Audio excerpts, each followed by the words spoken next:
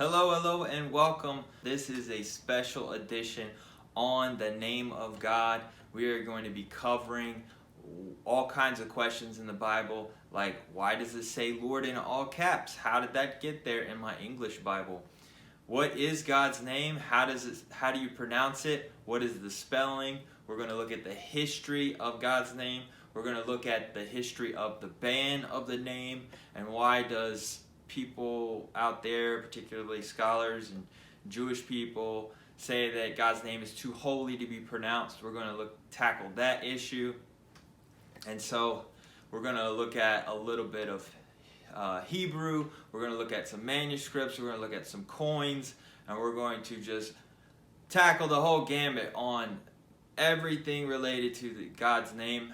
And hope this is going to be eye-opening to you. You don't have to be a scholar. I'm going to package it in a way that anybody can digest it. Hopefully you understand what I'm saying. Don't trust my word for it. As always, do your own research. Check up behind me. See what I am showing you and dig into it. Always encouraging people to seek the truth and to dig, test all things, prove all things, question with boldness. That is what we do here at Project Truth Beam, and we want the light to spread. We want everybody to see the truth, run to it, take it, and share it. So part of that process is investigating and finding out what is the truth. Is this actually the truth? So that is the culture we're building here at Project Truth Beam. I want everybody to be a part of that, all my subscribers out there and all the future subscribers. If you haven't subscribed and you are coming to this video, please make sure you subscribe. Please leave comments below, share it with all your friends. We want the word to get out there. Be a part of this movement. So, we are talking about God's name. Now, a lot of people think that God's name is God. I've had many conversations with people. I said, what is God's name? God, of course. No, that's not his name. In the Hebrew, that's Elohim. Elohim is there. And they'll say, well, what's his name? And then they'll say, Lord. Yeah, the Hebrew also has Lord. It's Adonai. That's not his name. God has a name. So we're going to be tackling his name and finding out what it is. And we're going to look at all the proof so we can lock it into your heads that this is what God's name is. And before we even start, I want to go ahead and say that no matter what you're using right now or in the future, you decide to keep using, Psalms 44, it says that even if you call on other gods and you're doing it for me, this being God talking, that God will seek down into your heart and investigate the matter and know if your heart is true and that you're truly seeking him.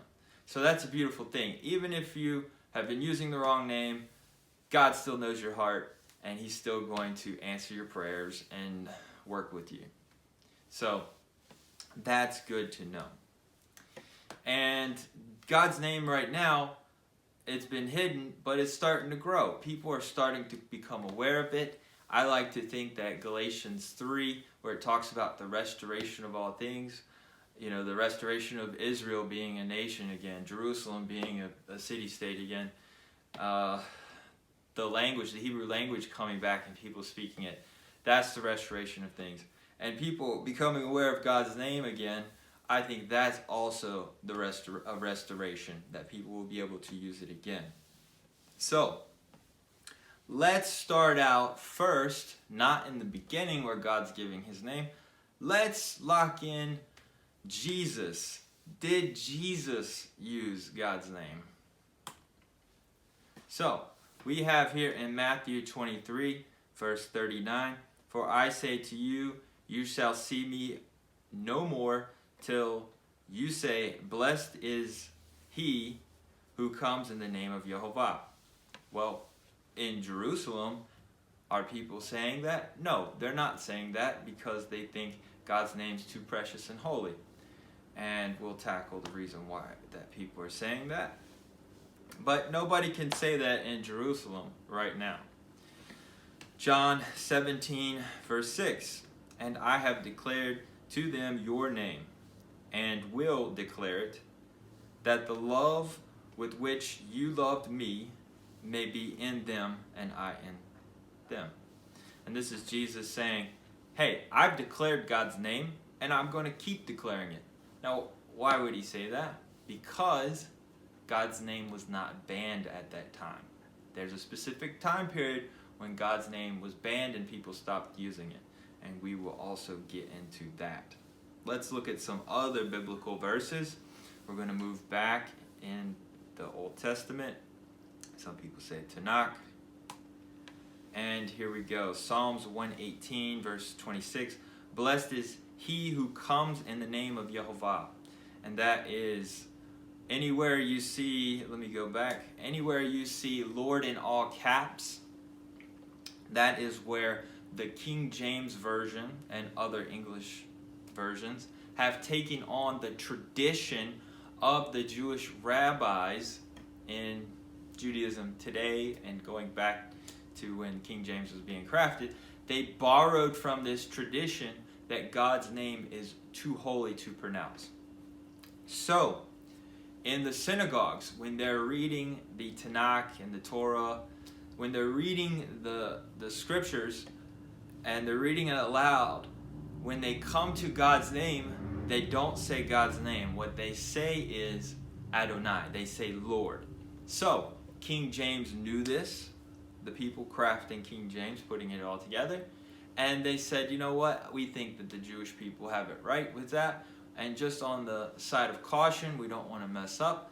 We will borrow from that. So anywhere your Bible says Lord in all caps, L-O-R-D, that is where God's name is supposed to be.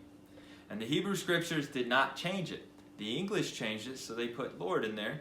So at least you have a good way of knowing if it says God's name or not, because it's in all caps. And you know where it says Adonai, which is Lord. So that's good. So at least you can work with that. And the King James is very honest about that. I'm sure in one of the introduction pages it mentions that. This is not debatable. This is a historical fact. So when you're reading your Bible, always stop and look. Is it Lord in all caps? Because sometimes it's really powerful. And a lot of times they put the Lord and it's all in all caps. But when the word the is there, they're just trying to help out the flow of the language. So if it's Lord in all caps, it's usually just Yehovah. Yod He Vav He. And we'll get into that as well. So, blessed is he who comes in the name of Yehovah. How many people are coming in the name of Yehovah? I haven't met anybody that says, hey, I come in the name of Yehovah. Could some people be missing out on a blessing? Perhaps. Psalms 91:14, because he has set his love upon me, therefore I will deliver him, and I will set him on high, because he has known my name. He shall call upon me, and I will answer him. So this is God saying, hey, I'm going to lift you up if you use my name, and I'm going to answer your prayers. So, could some people be calling on Yehovah and not getting their prayers answered? It's possibly. Is he ignoring them because they're not using his name? I don't think so. But you have to ask yourself that. Isaiah 42, verse 8. I am Yehovah, that is my name. Pretty clear there. There's no working around that. Psalms 113, verse 1 and 3. And some of this is shortened. Praise Yehovah. Yehovah is to be praised. His name is to be praised. Deuteronomy 6:13. And this is also shortened. And shall take oaths in his name. There are blessings that come along with using God's name and making oaths and swearing by his name. This is a Hebrew culture thing, and people are missing out on blessings by not using his names. How many people are making oaths and swearing by God's name? Nobody's doing that. And that's a whole different issue with swearing and Jesus in the New Testament. There's a word there missing, which is falsely. So Jesus is not saying don't swear, because the Old Testament says to swear, by God's name and take oaths and swear by his name. So Jesus is not canceling out that. There's a textual thing where it's missing the word falsely. Jesus is saying don't swear falsely. He's not saying to don't swear at all. So I know some people want to get into that and say, I can't swear because Jesus said not to. No, he said don't swear falsely. Because some people were swearing falsely, but they weren't swearing to Yehovah. They were swearing to, say, a couch. I swear by the earth. I swear by the trees. I swear by my house. That's what they were swearing to, and they were lying. And that's what Jesus was talking about there. So don't do that. Moving on. The I am. This is the clarification with the Hebrew. We are looking back at the Exodus account. This is when God is talking to Moses. In the English, it says, and God said to Moses, I am who I am. And he said, thus you shall say to the children of Israel, I am has sent me to you. And that's King James. Now, let's try to look at a more accurate translation, which is the Hebrew. And God said to Moshe, Ayeh asher ayeh. And that will be translated as, I will be that which I will be. And he said, thus you shall say to the children of Israel, Ayeh, I will be, has sent me to you. So let's pause. So God is saying, what I want you to do is go to the children of Israel and say, I will be has sent me. Okay. I will be is not his name.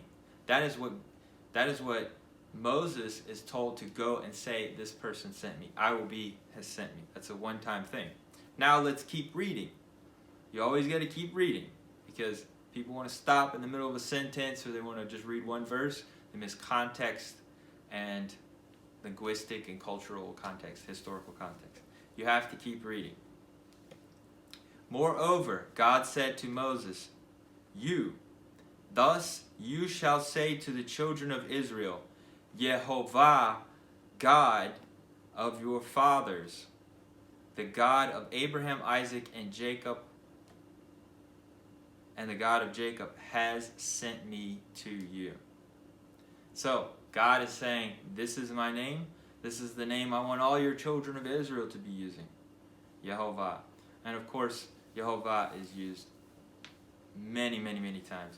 6,827 times is Yehovah used in the Bible, his name. If God didn't want us to use his name, why would he use it so much? We'll get back to this. All right. Staying in Exodus, let's look at the next verse. So up until the point where they just left Egypt, they've gone through the parting of the Red Sea. At this point, they definitely see God. They see the miracles. Moses is telling them who this God is. Moses has told them God's name, but they haven't heard it from God yet. Once you come to Exodus 20, verse 2, this is the beginning of God giving the 10 Commandments. God said, get all the people ready, make them wear white, make them clean themselves, keep the mountain clean, Mount Sinai clean, and I'm going to come down as a fire. And by the way, there's archaeological evidence of that. There's a burnt mountain in Saudi Arabia, which I've covered in a previous video. Make sure you check that out, Mount Sinai. But God says, once he gets down onto the mountain, he talks to the people directly. And the very first thing that God says, just before he gives the 10 Commandments, the first thing he says is, Anoki Yehovah. I am Yehovah. I am Yehovah, your Elohim, your God, who brought you out of the land of Egypt. And you have the mixed multitudes. I know a lot of people want to say, well, it's just for the Jews. No, it was a mixed multitudes of people. You had many tribes in there. Many, many. Egyptians, Moabites. You had the 12 tribes people. Which tribe are you from? Ask yourself that. But it was a mixed multitude. You had Jethroites. You had all kinds of people. Probably some Midianites and Ebionites. And they were all there at the base of Mount Sinai. They had different languages. they heard God speak, and all of them understood. And they all were afraid of God because they thought they were going to die when he spoke. But that's a whole different issue. So all the people heard God's name straight from God. Up until this point, Moses, they had to rely on Moses. They had to believe Moses. And now God himself told them God's name. So there's no debate. Is his name I am? Well, he told Moses to tell them that I will be is the guy who sent me. Oh, and now he is making it clear. He's not saying I will be is my name. He's saying it's himself. So let's always take comfort that God himself will tell you directly when something needs to be known. All right. So we had the giving of the 10 Commandments, and then Moses continued to get more commandments from God while they were still in the desert. Now, let's ask ourselves, how did God's name get banned? Let's jump into the history. So, there was a Greek ban. This is around 167 to 160 BC. There was a great revolt. It's called the Maccabean Revolt. You can read it in history. Judah Maccabees and his family rose up the hammer and they fought against the Greeks. Now, there was a decree made by the Greeks. Antiochus Epiphanes was trying to snuff out the Jews. He was trying to stop the Jewish culture, the Jewish religion, and he conquered Jerusalem. And he set up a statue of Zeus, and he slaughtered a pig inside God's temple, and Antiochus Epiphanes declared himself to be God. That was called the abomination of desolation, the great, terrible thing that happened in the temple. Luckily, this family called the Maccabees, they were Jewish from the tribe of Judah, and they were very upset with this, and they rose up an army. But the Greeks, they wanted to stop and finally stop these revolting Jews. And one of the things that they did was they enacted a ban on God's name. So let's read it now. The Greeks made a decree to eradicate Israel, ordering them to deny the kingdom of heaven, to declare that they have no portion with the God of Israel, and not to mention the heavenly name on their lips. So that is the start. That's the very first boom. This is the first time in history. No time before that was there an empire or a military that went to war against a religion and to stuff it out. What they used to do is they would conquer the land, and then they would make you assimilate. You could still worship your God, but you had to assimilate. You could also worship their God and your God at the same time. There was always some kind of relationship of, okay, now I'm your ruler, but you're okay. You know. At this point, they were like, no, we are going to pound Hellenism into them, and we're going to do away with the religion, and they are going to submit. So this has never been done before, and they're banning a God's name. Luckily, that did not take. It didn't work. You had the Maccabees rise up and they take back the temple, and they never stopped using God's name at this time. So again, this is 160 BC. This is just before Jesus. So because it didn't work, then you have people continuing to use God's name, and therefore that's why you see evidence in the first century of people using God's name. You have Jesus declaring God's name and using God's name and praying in God's name. So, it didn't work, but that's not the only time. So, moving forward in history. Around 130 to 138 AD, the Romans were fighting against the Israelites in the Judea area. And they got the same idea. Let's ban God's name just like Antiochus did with the Greeks. We are the Romans. We come from the Greek Empire. And we're going to rehatch this same old idea of banning God's name to finally stuff these guys out. Maybe it'll work this time. And so you have this very terrible and traumatic event that happened. And this is well after Jesus, as you can see, 130 AD. There was a rabbi by the name of Hanani ben Terdion. And I'm going to read this for you. And asked him, "Why did you engage in the study of the Torah?" He answered, "Because the Lord my God commanded me." They immediately sentenced him to be burned. And they sentenced him to be burned because he used to pronounce the name the way it was written. They took hold of him, wrapped him in a Torah scroll, surrounded him with bundles of branches, and set them on fire. They also brought tufts of wool, which they had soaked in water, and placed them over his heart, so that he should not expire quickly.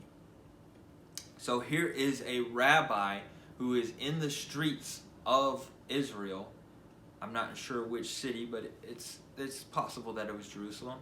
And he is preaching and talking using God's name, Yehovah. And the Roman soldiers see him using God's name. And they had just implemented a ban on God's name. Now, you could still practice the religion, but you can't use the name. And so here is a rabbi defying the Roman orders. And as you can see, this statue right here is in Jerusalem. And it's depicting this scene where the Roman soldiers grabbed him, wrapped him in a Torah scroll, and set him on fire. And then they put wool on his chest so he could suffer longly and not die fast. And it's a very sad event. And they have dedicated a statue in his honor. This is a very famous rabbi. The Jewish people are very saddened when it comes to talking about this very brave rabbi. And so what the Pharisees rabbi did, they saw this event and they said to themselves, "Oh no, if we don't do something about this, all of our people are going to be killed by the Romans. So let's build a fence around it." That's one of the things they do, is they want to build more and more fences just to keep you safe. And by the end of it, you have 100 fences and you're so far removed from the actual truth. But what they did in this case, they said, let's say that God's name is too precious and too holy. And so people can't use it. But they can use it on very, very rare occasions, like once a year on Yom Kippur. But his name is too holy. We don't want anybody disrespecting it. That will keep people safe. They'll think they're doing it for God, but really it's to keep them safe from the Romans killing them. The other rabbis also added in a second rule, if you will. That other rule, it's not connected to a God's name, but I thought I should mention it. The rule that you cannot have a 7-branch menorah in your home. And that is why during Hanukkah you count the branches. That's not a menorah that they're using for Hanukkah. The Jewish culture is still copying those bands. And they have 8 or 9s. Sometimes they have even seen 10. It's crazy. But the original menorah is a 7-branch menorah that was in the temple. And people used to have them, and they used to celebrate with them. But in 130, somewhere in 130 to 138 AD, that is when they came up with this new band. And so that's why it's not called a menorah that they light. It's called a Hanukkah. There's a difference. Menorah has 7 branches. So I thought I should mention that. That's just some extra stuff right there. But this is where the band started. You can see it's well past Jesus. Jesus was using the name. Even manuscripts that we have, if they predate, the writing style predates, and sometimes there's the scraps or the pages that are left. Sometimes they get old. But if they predate this date, they'll have God's name. They'll have the vows. Sometimes in the Dead Sea Scrolls, they'll have just no vowels, but they'll have the letters. But then if you have after this, they will remove a vowel, or they will put an abbreviation. They'll do yod, yod, yod, yod, or H, yod, yod, yod. They'll have some sort of marker that's not God's name. Or sometimes they'll put Hashem, or they'll pronounce it that way, which means the name. So, this is the historical date at which people stopped using God's name. And over the years, it got stronger and stronger and stronger. When it first got enacted, there's probably still people using God's name, but they slowly lost to the majority pressure. Now, you might ask, where did the Jewish Pharisees, rabbis, get this idea to say the name is too holy, too precious to use? So it turns out those people knew history, and they knew what the Canaanites did. The Canaanites worshipped Baal, and in the Baal worship, Baal is not the name of their god. The name Baal means Lord. They actually, the actual name for the Canaanite god that they worshipped was Hadad, or Hadad. The Canaanite priest said that his name was too sacred to use, and an infallible name. Only priest can use Hadad in special rituals. Everyone else had to refer to Hadad as Baal, which means Lord.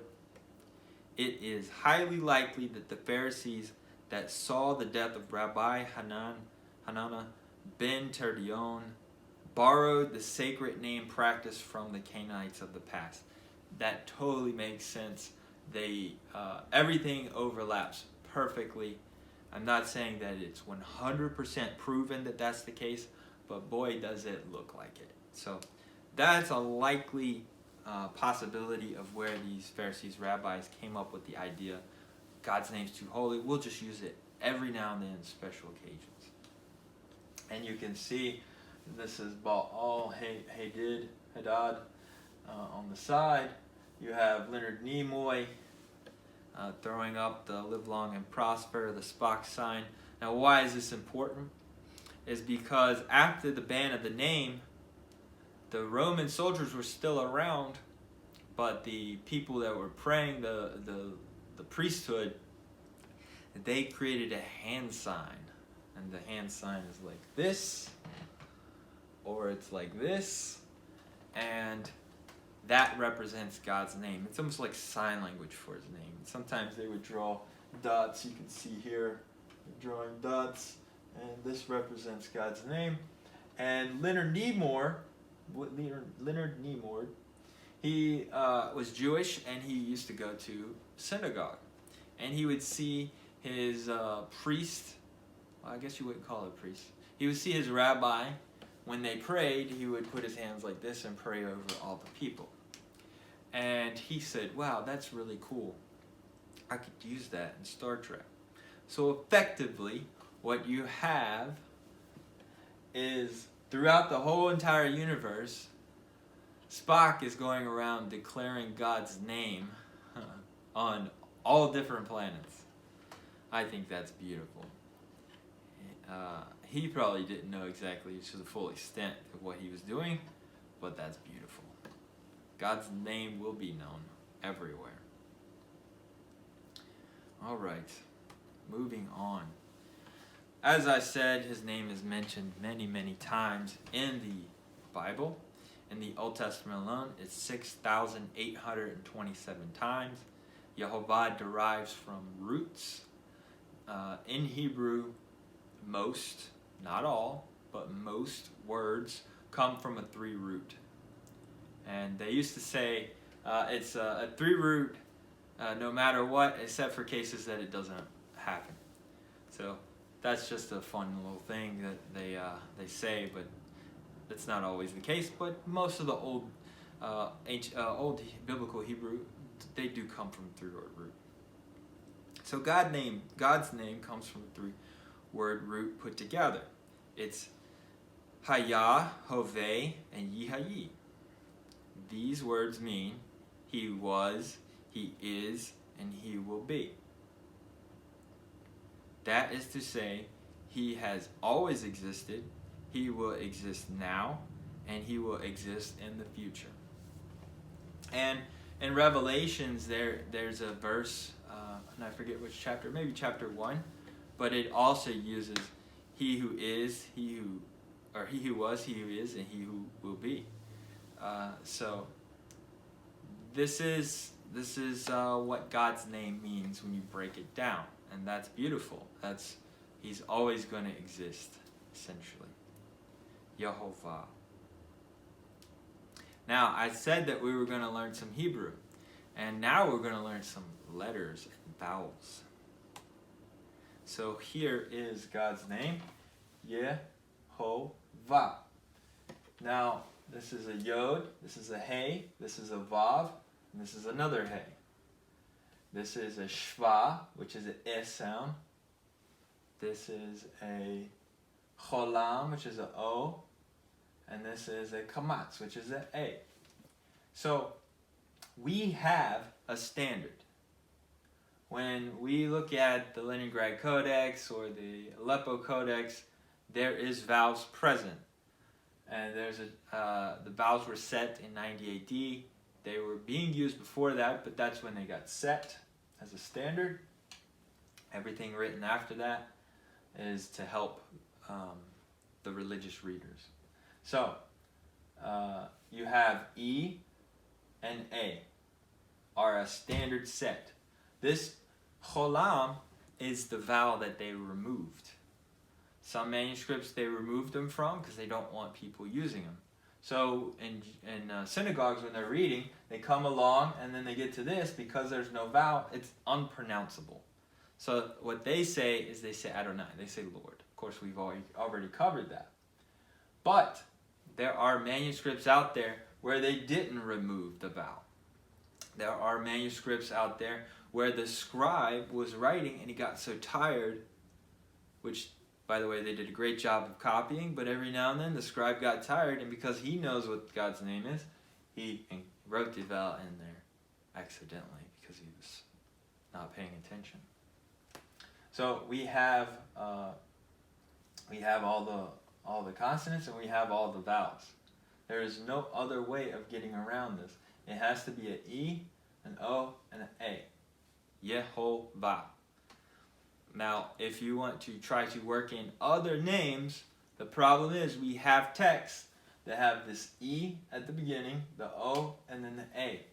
So, we can't shift the A here and shift things around because we have the manuscripts. All we can do is work with what is written. Okay? Let's move on. All right. So, there are actually people in history. There is 16 rabbis in history. We're just going to touch a few of them, writing about God's name and how to pronounce it, and creating these things to remember. And they used to have ceremonies to pass on God's name. So, sages transmit the 4-letter name to their disciples once in a 7-year period. And there's the source for that in the Babylonian Talmud. This is my name forever, Exodus 3:15. There is also a secret here, received by tradition in the vowels of this is my name forever. Leolam, forever. The vowels of forever is E-O-A. This is a memory. As we remember, the vowels were Shva, Cholam, Kamatz. And Leolam is the same. So this is a trick on remembering the vowel vowels for God's name. For they are the vowels of the great name. It is a numeral, numer, is who in heaven, sha'ach, sha'acha, which is shva cholam kamatz. And that's from the 14th century. Now, my beloved, how extremely difficult is it to put these things like this in writing, and even more so a letter sent about the place to place. So this rabbi, he is writing, and he is saying, this is very difficult for me to say, and this is very dangerous to be moving it around. And concerning the vowels of the Tetragrammaton. Tetragrammaton means the 4 letters of God's name, which are Shva, Cholam, Kamatz. So this rabbi is saying, these are the vowels. We know what they are.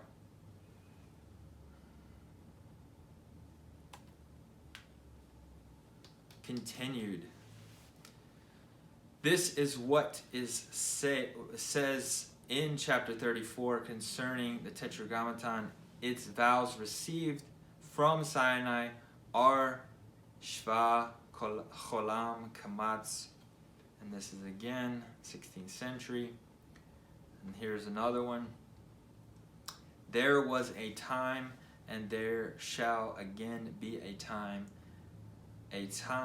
when all peoples, all of them, will call on the name of Yod dash dash Yod and Yod dash dash Yod. This is where they're using these replacements. Will be the one, and his name will be one, Echad, one. For this tradition of reading what is not written, i.e. Adonai, remember they're replacing God's name with Adonai, will be completely abolished. This rabbi is saying that tradition is going to go away. It's going to be abolished. And then we will all read it the way that it is written. And he says here, Yehovah. That's in 1896. And so these are rabbis across history. This is just a few. There are many more that are omitting God's name. But you might say, wait a second. All the professors, they all say that his name is Yahweh. Ah, really? Well, let's investigate where Yahweh comes from. You ask yourself, where is the biblical manuscripts that show the name Yahweh? Isn't this Yahweh? The problem is the W sound comes from Arabic influence into the Hebrew. The Arabs use W. So there's no W here. This is a Vav. And if it's Yahweh, why do we have E here? All the manuscripts have E. Yahweh, they put the E back here. There's a problem here. We don't actually have any biblical manuscripts with Yahweh. So you might ask, where is Yahweh coming from? Well, it comes from a guy named Gesenius. Gesenius lived 786, and I think that was when he was born, but years after that. He was one of the guys, I think he lived in Germany, but he is the guy who came up with Yahweh. And he sent one of his people to the land of Israel to go around collecting all the names of the gods, because he wanted evidence. The name of God. What are these people using? What are these people using? And he sent somebody down to the land, and they went to Samaria.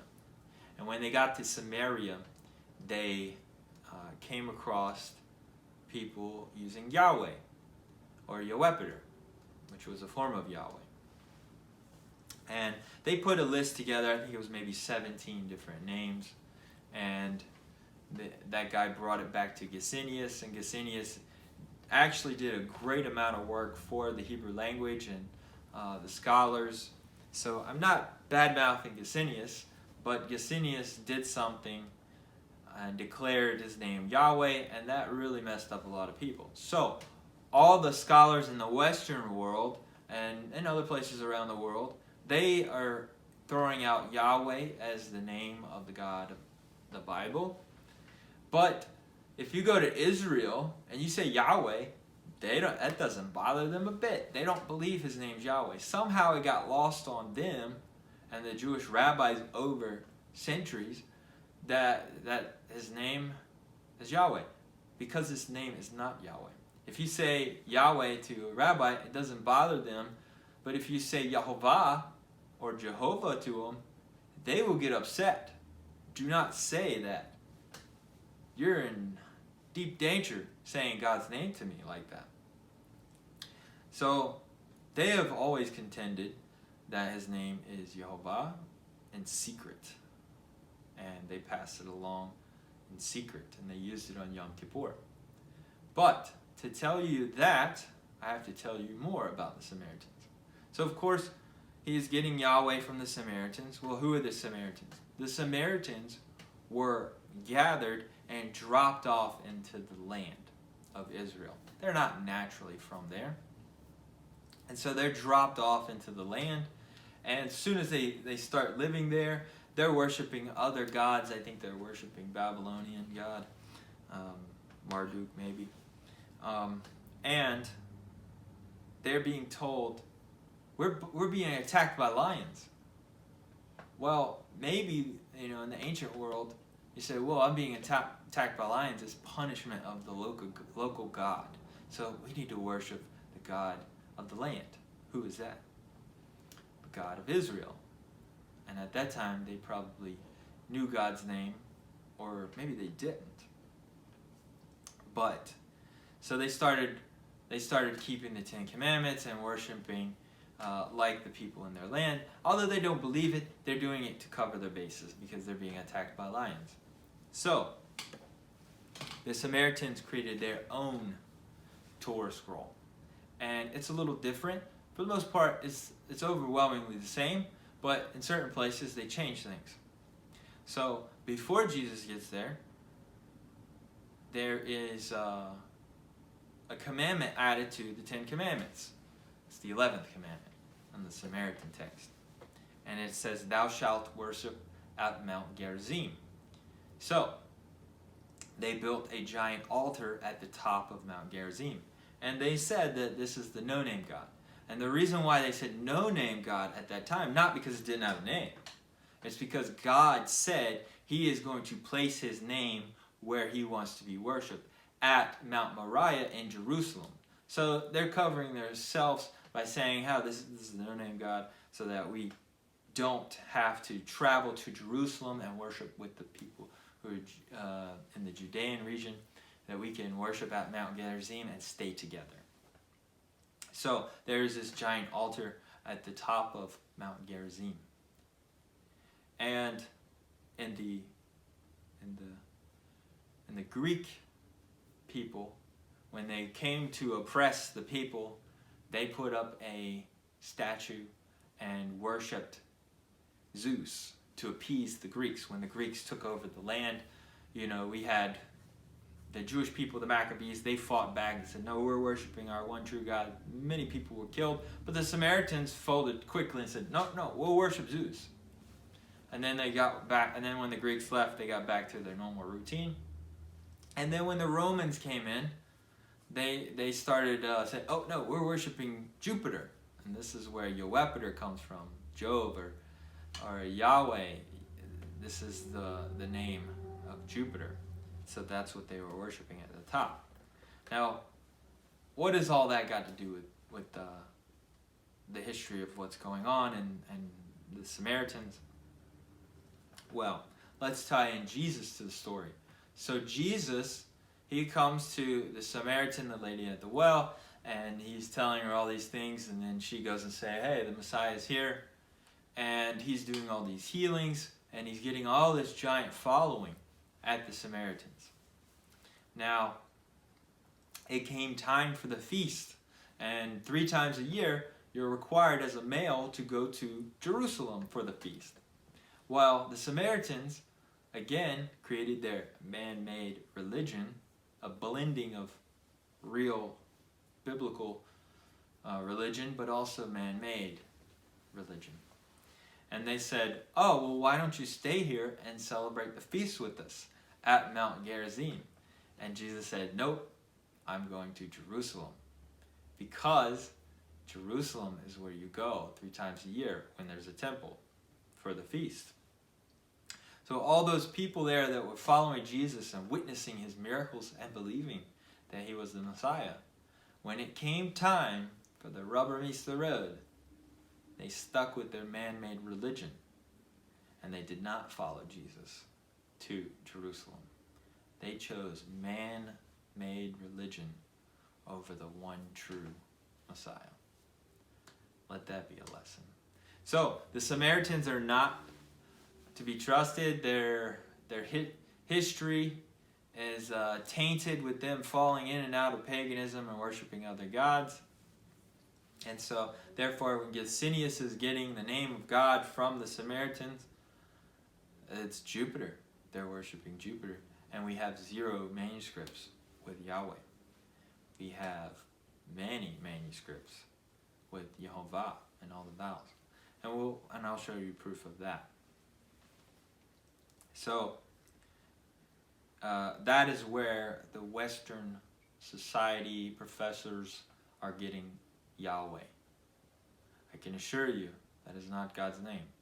Now, if you want to stick with Yahweh, if God told you that's what you are to call him, I can't question that. You can use that. If that's what God wants you to call him, you call God that. I just want to be able to say on Judgment Day, this is where I got it. I saw the manuscripts for myself. I looked, I seeked it out as diligent as I can, and that is why I came to know your name as Yehovah. Now, I also want to say that there are places in the English Bible where it says Jehovah. Well, that is the English form of Yehovah. There is no Je in Hebrew. So, if you would like to say Jehovah, that's fine, but I don't have a problem with it. That's the English way of saying it. And if you want to say it in English, it is Yehovah. Yehovah. All right, moving on.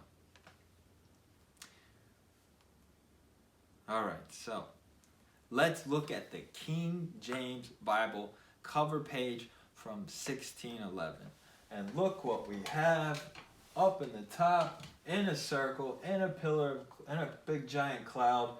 We have Yod, Hey, Vav, Hey, Shva, Holam, Kamatz. We have the missing vowel. So the creators of the King James Bible, they found it with all the vowels, and they knew what God's name was. Of course, they were following the tradition of his name's too holy, but they still knew it, and they included it. Very, very beautiful. Yehovah is on the cover page. And of course, you have the old King James, so you have E's after new. You have no J yet. The J has not been invented. You have Jesus Christ, Jesus Christ. And I have a video breaking down how do we get Jesus from the Hebrew and how did it evolve, the etymology. That is also at Project Truth Beam. You definitely want to check that out. Very cool stuff. But this is just a very fascinating cover page, and you can find more about it. Now let's discuss the letter J. The letter J was created by this guy, and G.N.G. Oreo Trizino, and he lived around 1524, was first to use the letter J. And he used it in the Tricino's epistle about the letters recently added to the Italian language in 1524. The letter J was a different shape for the letter I. So think about that. It wasn't a new sound. It was just a different way of writing the letter I. So, Yehovah. So, when the J was created, it was an I sound. It was just a cool, fancy way of writing I. People were getting more fancy. From the Latin letter J was adopted by the Old French, and then English scribes picked it up. The I and the J for English wasn't distinct until 1633, the first English language book. Therefore, the King James 1611 does not include the letter J because it came afterwards. That is why we saw Jesus, not Jesus. Later addition. So, that is where your J comes from. And you can actually date manuscripts according to stuff like this. Very, very fascinating.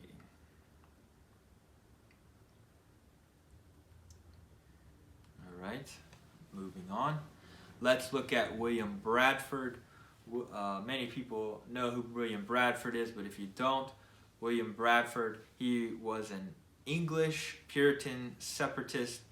He hailed from northern England, trying to flee King James I religious persecution. He became one of the signatories people for the Mayflower Compact. The Mayflower voyage was in 1620. The Mayflower Compact was the first governing document of the Plymouth colony in Virginia and the New World. He went on to be governor of the Plymouth colony and did that for 30 years. This is William Bradford's tombstone marker, and look here, we have God's name with the inclusion of the missing vowel. So, did William Bradford know God's name? Yes, he knew God's name. And perhaps he said Jehovah, perhaps he said Yehovah, but he knew God's name, and he also knew Hebrew. Very, very brilliant. A lot of our early forefathers in this country knew Hebrew. Very cool stuff. This is a side tangent I would like to share with you. It has nothing to do with the missing vowels or anything like that. But this is the Miracle at Ground Zero. This is St. Paul's Chapel in Manhattan. It was built in 1794. And why is this important? There was a street dividing the two from the Twin Towers.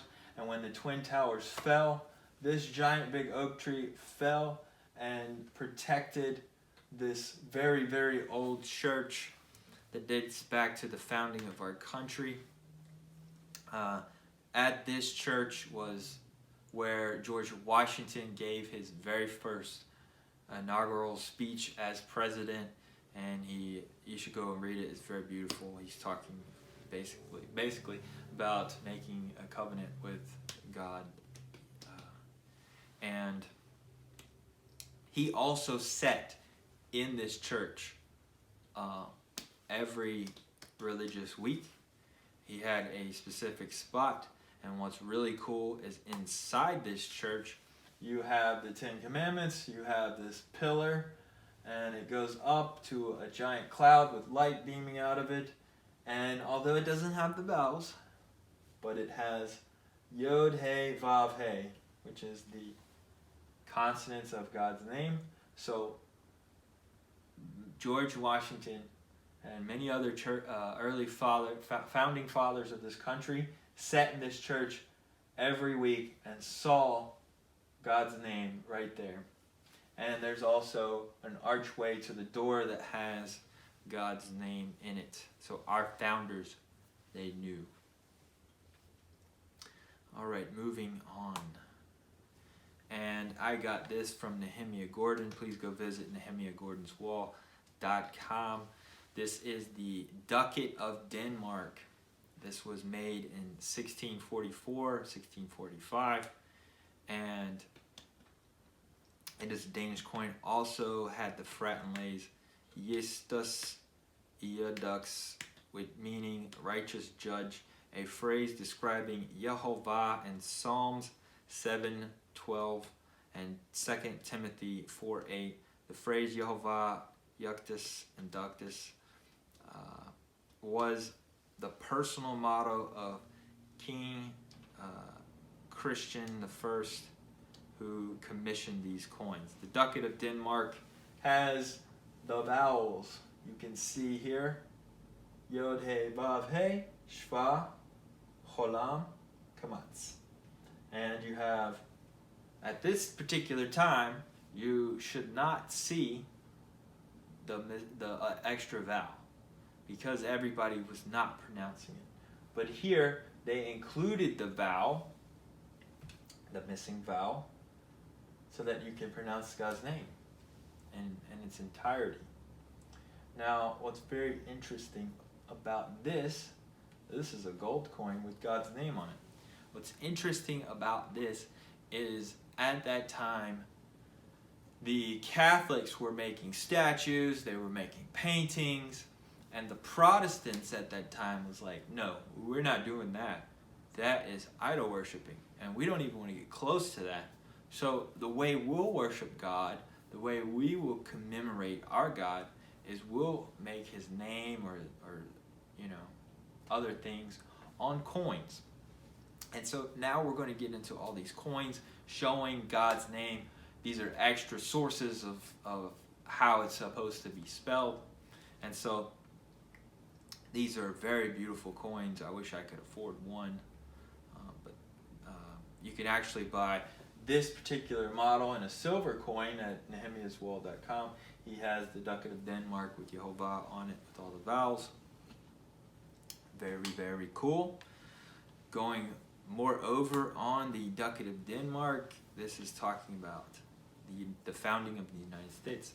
On September 2nd, 1776, barely 2 months after declaring independence, the Constitutional Congress issued a report on what coins would be acceptable by the Treasury Department of the newly founded nation.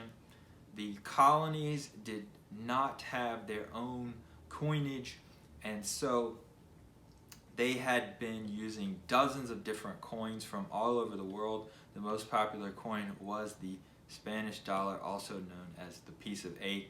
The report, approved by the Continental Congress, written in Thomas Jefferson's own handwriting.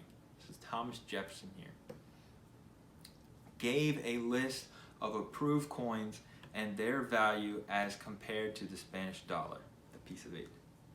This report specifically mentions the ducat of Denmark, referring to Yehovah coin minted by the Danish king in 1640s, which had become an internationally recognized currency. So, with that being said, at the founding of our country, with Thomas Jefferson behind the helm, they said that the currency with Yehovah on it, with God's name on it, is acceptable currency and helped build this country. Amazing. God has been there right from the beginning. Amazing. Now, let's continue on with some more coins, and this will go a little fast.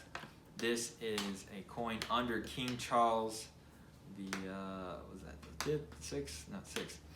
Switzerland coin from 1600 AD.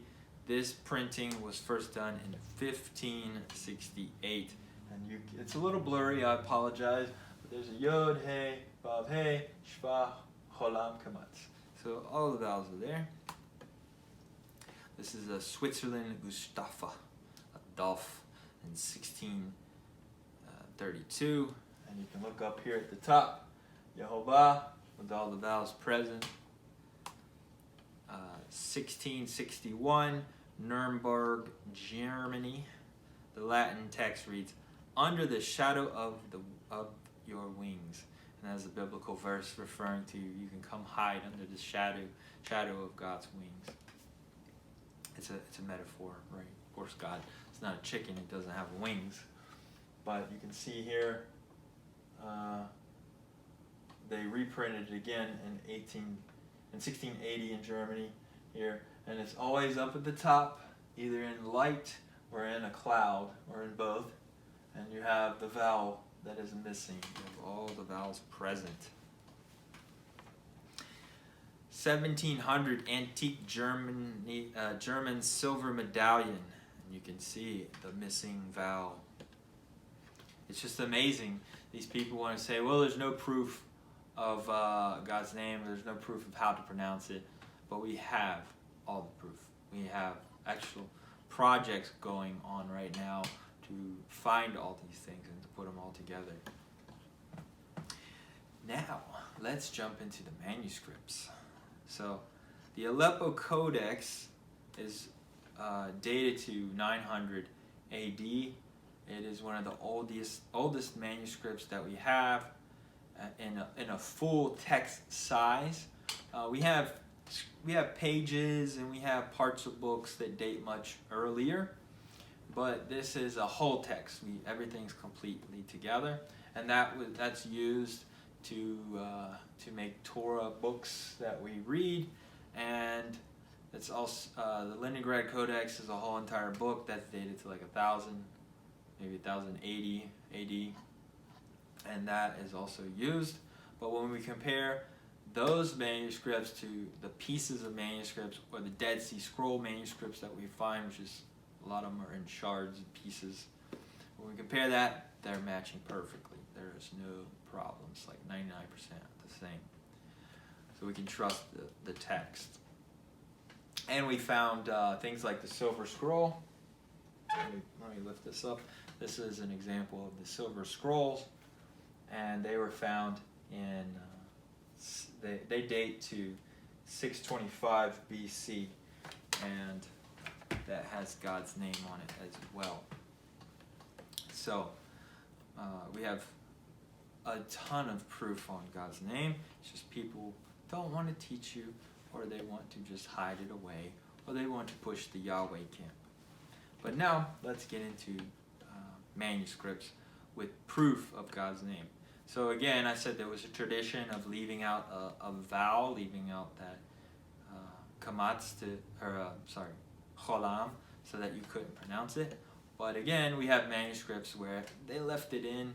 Sometimes they left them all in. Sometimes they removed a few of them. Sometimes they got tired and accidentally wrote it in. But here's the Aleppo Codex. The Aleppo Codex has 7 places where God's name is included with all the vowels. And here is one. We're going to look at a few. This is Samuel, 1 Samuel 15, verse 1.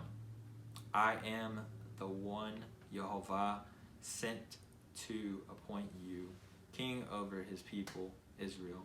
Therefore, listen to Yehovah. Oh, so here is a case where we have the vowel included, but then we have the vowel missing. Vowel included, vowel missing. Like I said, they were removing them. Here's an example. You can see it for yourself. This is 1 Kings 8:11. So that because of the cloud, the Kohanim could not stand up to perform their service.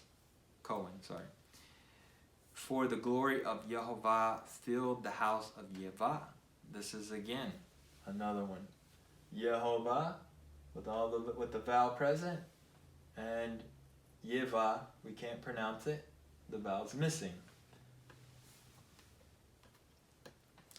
Again, we're still in the Aleppo Codex. This is Isaiah 30, verse 1.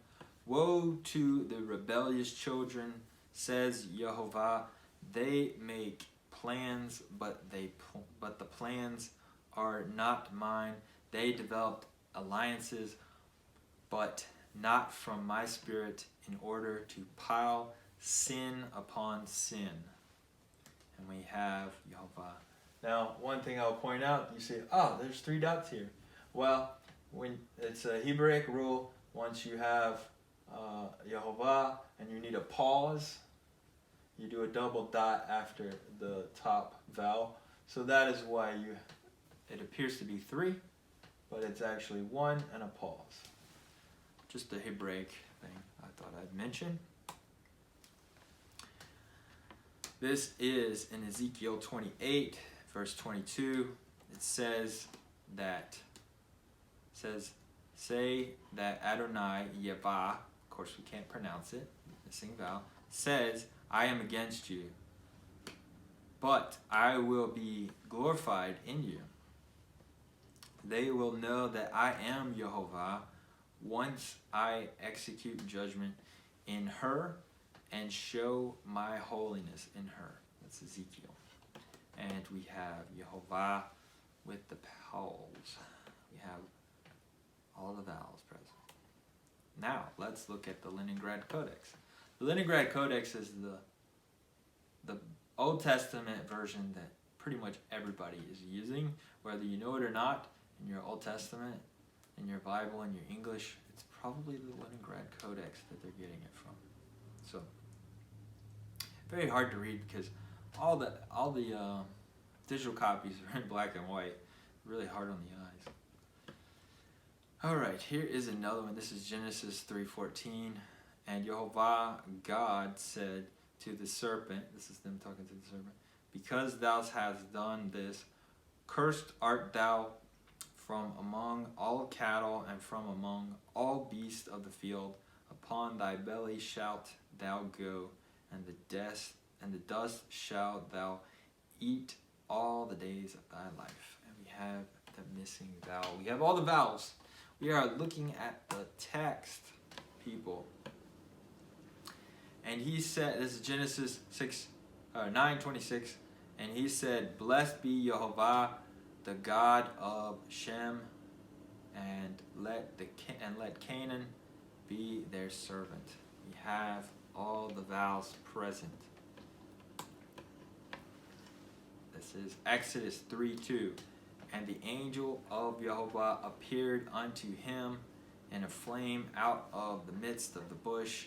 And he looked, and behold, the bush burned with fire, and the bush was not consumed. This is Moses in the burning bush. Again, Leningrad Codex. Actually, the Leningrad Codex has, I think, somewhere around 28. It might be 28 exactly. But the Aleppo Codex has 7 known places where it has all the vowels present. And in the Leningrad, I think it's 28. Don't quote me on that. But it's a lot more places where it contains all the vowels of God's name. This is the Crown of Damascus. I really like this font. It's very pretty. And this is another one. And if you pause the video, you can see on the library I have the link. You can type that in and you can find this manuscript and look at it for yourself. And this is from Genesis. This is Leviticus 23, verse 26. This is the Oriental 9880 in the National Library. Again, another pretty manuscript. And you see all the vowels. This is the Cairo Codex of the Prophets. It's dated to 897 AD. And this is Ezekiel 7:4. You can see all of the vowels. The Cambridge Orient 1753 from the 16th century. This is Lamentations 3:55. If you look carefully, you can see all the vowels present. This is a Kurdish Jewish synagogue from northern Iraq. This is in Iraq, people. Dates to the 11th century. This is Exodus chapter 10. And you can see all the places with Yehovah. And you can even see places where they're using the marker in place of God's name, but then they also include God's name with the missing vowel present. This is an extra biblical text. This is Elias Hutter's New Testament in 12 languages, published in 1599. They have Yehovah with all the vowels. And one of the things that is being newly discovered to people is there was New Testament manuscripts in Hebrew. There's a lot of proof being offered up about New Testament being written in Hebrew. I have this book right here. You should definitely read this. It is called Understanding the Difficult Words of Jesus. It's written by David Bibbin and Roy Blizzard. You definitely want to get this book and read it, because it will teach you that there is Hebraic speech patterns, there is linguistic things, puns and rhyming things happening in the New Testament. And if you take the Greek and translate it back into Hebrew, it comes alive and you see all these things. And these scholars wrote this book in the 80s saying, look, the New Testament was written in Hebrew originally. We can prove that. People need to get out and look for the New Testament Hebrew manuscripts, because they got to exist. It just has to be that case. And there's a project around the world of digitizing all the manuscripts from around the world and making them available online. And the Vatican is part of that. The British Library is part of that. And once they did that, they opened it up to the world, and people are now finding Hebrew New Testament manuscripts that are dated to the 1st century and skip around all the textual problems that the Greek texts have, proving that the original manuscripts were written in Hebrew and translated probably into Aramaic, then into Greek, or maybe some cases from Hebrew to Greek, but they are not originally written in Greek, even though the scholars might say that. It's not true. There's so many things textually that you can prove that to not be the case. So definitely check that out. With that being said, we are now going to look at some New Testament Hebrew manuscripts. This one was found in a junk box by Nehemia Gordon. He was in the Vatican Library, and he was looking at old Hebrew manuscripts, and he came across some New Testament Hebrew manuscripts. This is Luke, and the way you can date this is, remember, the ban of God's name is around 130 AD to 138 AD. Somewhere in there did they start banning God's name. And it slowly picked up in steam, so it didn't happen immediately. So anything that you see without the ban, without a missing vowel, and depending on the way it's written, you can date it prior to that. So these are copies of copies of copies, but they date to the 1st century. Most likely 60 to 80 AD is this Luke writing. And you can see in Luke we have Yehovah with all the missing vowels. And you can read it below. This is a James, a Hebrew James in Sephardic script. And they date this to 1500.